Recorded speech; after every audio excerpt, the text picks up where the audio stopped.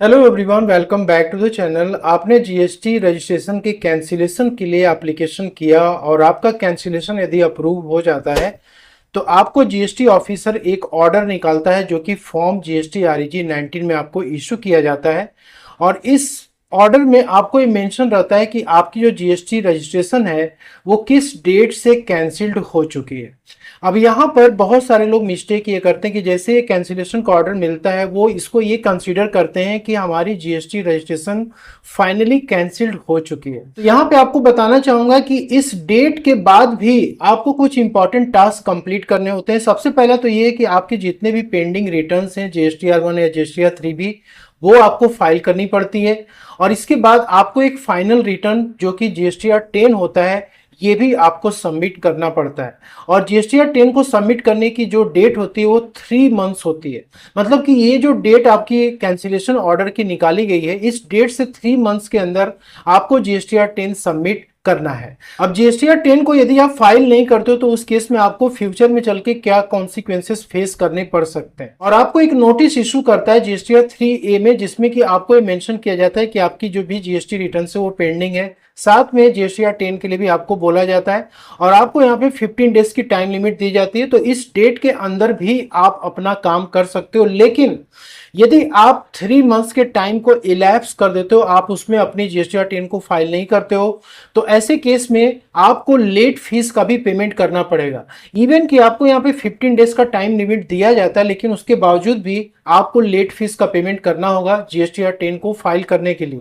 यहाँ पे 200 rupees per day की लेट फीस एप्लीकेबल हो जाती है जो कि मैक्सिमम 10,000 रुपीज तक दोस्तों ये चला जाता है। लेट से कि आप डिले करते हो और आपकी जो पेनाल्टी है या लेट फीस है वो 20,000 रुपीज की आती है, तो ऐसे केस में मैक्सिमम 10,000 की लेट फीस यहाँ पे पे करनी पड़ेगी। इसके अलावा यदि आपकी कुछ टैक्स लायबिलिटी वगैरह आती है या फिर आपने पहले से कोई आरटीसी वगैरह क्लेम कर रखी है जिसको कि आपको रिवर्सल करना था लेकिन आपने नहीं किया, तो उस केस में 18% पर एनम की इंटरेस्ट भी आपको पे करनी पड़ती है। अब यहाँ पे आपने जो नोटिस जीएसटीआर 3A में आपको रिसीव हुई थी उसको आपने कंप्लीटली इग्नोर कर दिया, तो कुछ टाइम के बाद आपको बेस्ट जजमेंट असेसमेंट का दोस्तों यहाँ पे आपको नोटिस फॉर्म AMC 13 में आपको रिसीव हो सकता है, जिसमें कि वो टैक्स की कैलकुलेशन यूनिलेटरली करेगा और आपसे डिमांड करेगा टैक्स लायबिलिटी की।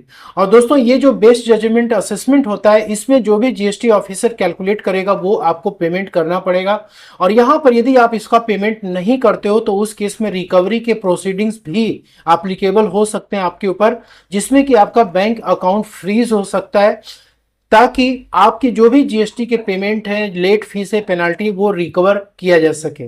तो इन सभी कॉन्सिक्वेंसेस से बचने के लिए आपको अपने जीएसटीआर 10 को 3 मंथ्स के अंदर फाइल करना कंपलसरी है। अब देखो यहाँ पे जीएसटीआर 10 को यदि आपको फाइल करना है तो उस केस में आपको क्या प्रोसेस फॉलो करना पड़ेगा। तो दोस्तों यहाँ पे क्या है कि आपको सर्विसेज वाले सेक्शन में चले आना है और यहाँ पे आपको रिटर्न्स में आना है। देन आपको यहाँ पे फाइनल रिटर्न्स पे क्लिक करना है। इसके बाद यहां पर आपको एक चीजें ध्यान रखनी है कि जो भी जीएसटीआर 10 है ये आपकी फाइनल रिटर्न्स होती है। इसके बाद कोई भी रिटर्न्स आपको फाइल नहीं करनी पड़ेगी। यहां पे आपको प्रिपेयर ऑनलाइन पे क्लिक करना है और इसके बाद आपको यहाँ पे एड्रेस फॉर फ्यूचर करिस्पॉन्डेंस पे क्लिक करना है। अब रजिस्ट्रेशन के टाइम पे जो आपने एड्रेस दिया था अब वो एड्रेस आपकी चेंज हो चुकी है। आप चाहते हो कि जीएसटी डिपार्टमेंट जो भी आपको लेटर वगैरह इशू करे वो किसी दूसरे एड्रेस पे इशू करे, तो वो एड्रेस आपको यहाँ पे एंटर करना है।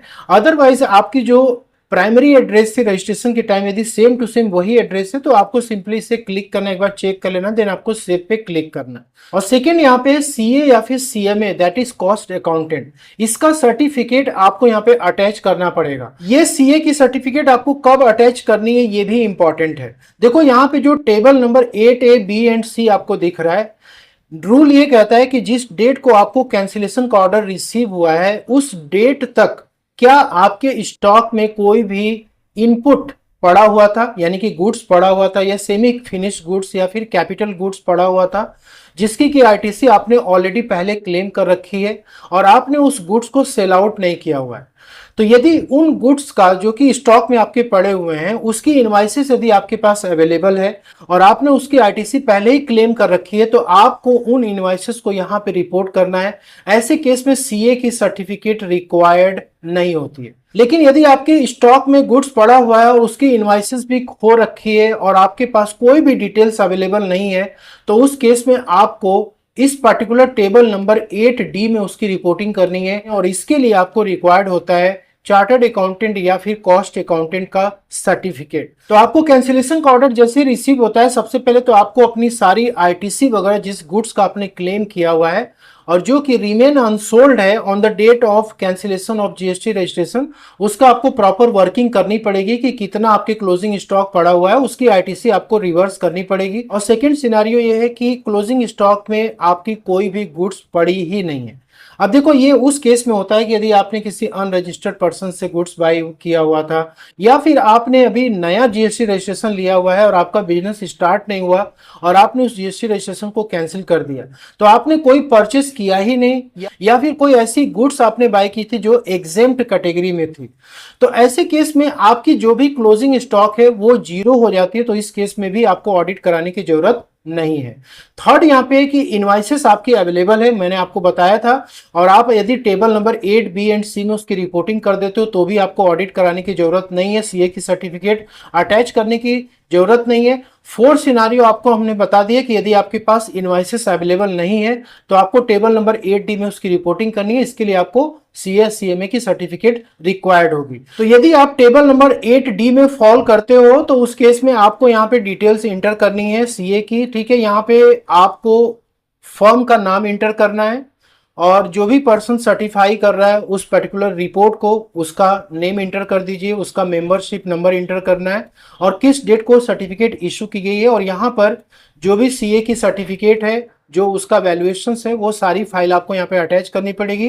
देन आपको यहाँ पे सेव पे क्लिक करना है। तो जो डिटेल्स आप यहाँ पे अपडेट कर रहे हो वो आपको टेबल नंबर 8D में रिपोर्ट करना है। तो यहाँ पे देखो आपको गुड्स विदाउट इनवाइस का सेक्शन दिखता है जिसमें कि आपके पास जीएसटी नंबर तो पार्टी का है लेकिन उसके अलावा आपके पास कोई भी डिटेल नहीं है। सेकंड सिनेरियो है कि आपके पास जीएसटी नंबर भी नहीं है और गुड्स की भी कोई भी डिटेल्स नहीं है। जैसे यहाँ पे गुड्स विदाउट इनवाइसेस बट आपके पास जीएसटी नंबर अवेलेबल है तो आप ऐड डिटेल्स पे जाओगे, यहाँ पे आपको जीएसटी नंबर इंटर करना पड़ेगा और इसके बाद जो भी सीए की सर्टिफिकेट में इस गुड्स की वैल्यूएशन दी गई है वो आपको यहाँ पे डेटा फिलअप करना पड़ेगा। देन आपको यहाँ पे सेव पे क्लिक करना होगा और सेम टू सेम आपको विदाउट जीएसटी के केस में भी करना होगा, ठीक है। सीए की सर्टिफिकेट के बेसिस पे ही यहाँ पे डेटा आपको फिलअप करना है। अब दोस्तों ये तो हो गया कि यदि आपकी इनवॉइसेस यदि खो गई है, आपके पास कोई डिटेल्स रिकॉर्ड अवेलेबल है ही नहीं तो उस केस के लिए आपको 8D में जाना है। लेकिन यदि आपके पास इनवॉइसेस अवेलेबल है, आप जो है उन गुड्स की आईटीसी ऑलरेडी क्लेम कर चुके हैं और आपको इसे अब रिवर्स करना है तो उस केस में आपको यहाँ पे डिटेल्स अपने से फिलअप करना पड़ेगा। आप यहाँ पे आओगे, इसके बाद आपको यहाँ पे उस पार्टी का जीएसटी नंबर, ठीक है, और नाम ऑटोमेटिक यहाँ पे आ जाता है, इनवॉइस नंबर और बिल की डेट इंटर करनी है। यहाँ पे आपको गुड्स की टाइप इंटर करनी है, ठीक है। जैसे यहाँ पे आप सेलेक्ट कर सकते हो कि आपकी स्टॉक में गुड्स पड़ा हुआ है या फिर सेमी फिनिश्ड गुड्स है, कैपिटल गुड्स है। डिस्क्रिप्शन आपको देना, क्वांटिटी इंटर करनी है, ठीक है। उसकी कोड आपको यहाँ पे सेलेक्ट करना पड़ेगा, कितनी उसकी वैल्यू थी, क्या टैक्सेस वगैरह था, वो सब कुछ करने के बाद आपको यहाँ पे ऐड बटन पे क्लिक करना है। देन आपको सेव पे क्लिक करना है। तो जैसे डिटेल्स को आप अपडेट करोगे यहाँ पे आपको प्रोसीड टू फाइल पे क्लिक करना पड़ेगा। इसके बाद आपको यहाँ पे रिफ्रेश कर लेना है और यहाँ पर जो भी आईटीसी आपको रिवर्स करनी है यहाँ पे आपको टैक्स लायबिलिटी वाला सेक्शन हाईलाइटेड हो जाएगा और इसके बाद आपको यहाँ पे चालान जनरेट करना पड़ेगा, ठीक है, और आपको यहाँ पे टैक्स का पेमेंट करना होगा। तो यहाँ पे आप चालान जनरेट कर लोगे, टैक्स का पेमेंट आपको कर लेना है। इसके बाद जैसे आप पेमेंट कंप्लीट करते हो यहाँ पे इस बॉक्स को आपको चेक करना है, then proceed to file GSTR 10 पे आपको क्लिक करना है। तो आपकी जीएसटीआर 10 सक्सेसफुली फाइल्ड हो जाएगी। और मेक श्योर करेंगे जीएसटीआर 10 आप फाइल कर रहे हो तो आपको मेन डैशबोर्ड पे भी आना है, ठीक है। सबसे पहला काम आपको यही करना है कि मेन डैशबोर्ड पे आपको आने के बाद यहाँ पे आपको फाइल रिटर्न्स वाले सेक्शन में जाना है। यदि आपकी कोई भी जीएसटी रिटर्न्स पेंडिंग है तो आपको यहाँ पे उसकी फाइलिंग भी सबसे पहले कंप्लीट करनी है, उसके बाद जीएसटीआर 10 आपको फाइल करना है। होप कि आपको वीडियो पसंद है, अच्छी लगे तो लाइक शेयर जरूर करें। मिलते हैं नेक्स्ट वीडियो में। Thank you so much for watching.